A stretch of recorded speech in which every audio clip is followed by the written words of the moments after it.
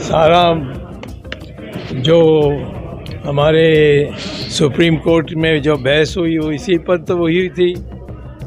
और शुरुआत तो मैंने ही किया था कि हमारे मूलभूत अधिकार है, ये किसका संपत्ति है किसका नहीं है, वो जो झगड़ा पहले था उससे ऊपर उठकर मैंने सुप्रीम कोर्ट को कहा था कि ये हिंदुओं के लिए एक आस्था का जगह है जहाँ राम पैदा हुए, और वो संविधान में भी लिखा है कि जो आस्था है उसका कोई ना नहीं कह सकता। और इसीलिए हमें ये मौका मिली है कि दोबारा रामलला मंदिर यहाँ बनाने के लिए, ये तो देश के लिए एक सौभाग्य का विषय है। लेकिन अशोक सिंघल की प्रार्थना थी और इच्छा थी, और फिर उन्होंने सार्वजनिक विश्व हिंदू परिषद की मीटिंग में कहा कि मैं सुब्रमण्यम स्वामी से ही उम्मीद करता हूँ। उन्होंने राम सेतु को बचाया तो वही राम मंदिर भी बनाएंगे, तो इसीलिए मैं आया और एक नया आयाम दिखाई मैंने सुप्रीम कोर्ट को कि यहाँ राम पैदा हुए, ये हमारी आस्था है, इसका कोई चुनौती नहीं दे सकता। तो यहाँ आस्था है तो फिर और कुछ नहीं हो सकती, और कहीं नहीं जा सकते हैं। एक ही जगह है देश में कि जहाँ राम पैदा हुए, वो आस्था के अनुसार यहीं है। तो इसीलिए हम लोग हिंदुओं को मिलना चाहिए दोबारा मंदिर बनाने के लिए। और मस्जिद तो कहीं भी बन सकती है, क्योंकि मस्जिद तो सिर्फ नमाज़ पढ़ने के लिए जगह है। तो इसीलिए हमारी बात सुप्रीम कोर्ट ने मानी, हम जीते।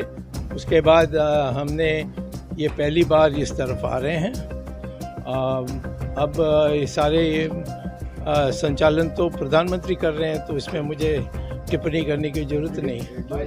कांग्रेस पार्टी है ही कोई पार्टी, वो तो एक विदेशियों का एक गुट है, उसमें बाकी सब लोग एक गुलाम जैसे हैं। पार्टी तो उसको कभी नहीं मान सकते हैं। पार्टी तो बीजेपी जैसे जहाँ अनेक लोग हैं, अनेक विचारों का लोग है, ऐसे पार्टी होनी चाहिए।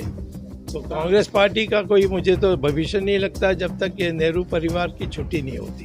इंडिया गठबंधन को आप कैसे देखते हैं? इंडिया गठबंधन, वो अभी गठबंधन तो रोज लड़ाई चल रही है।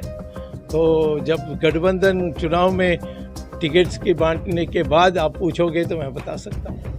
22 तारीख को पीएम मोदी आ रहे हैं पाकिस्तान में जनाब। हाँ, मुझे क्या कहना है, वो स्वाधीन है यहाँ आने के लिए, और मैं नहीं होऊंगा, इतना ये कह सकता हूँ। केरल में जो अभी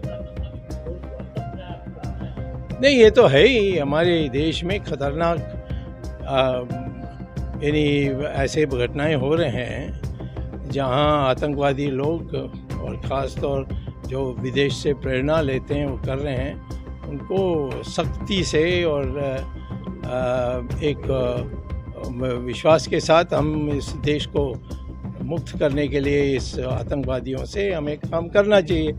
हम बहुत ढीला हैं, और चाइना ने हमारी ज़मीन ले ली, हम कोई यहाँ इस देश में कोई बोलता ही नहीं है। मैं ही अकेला बोल रहा हूँ। पाकिस्तान अभी भी कश्मीर को लेकर बैठा है।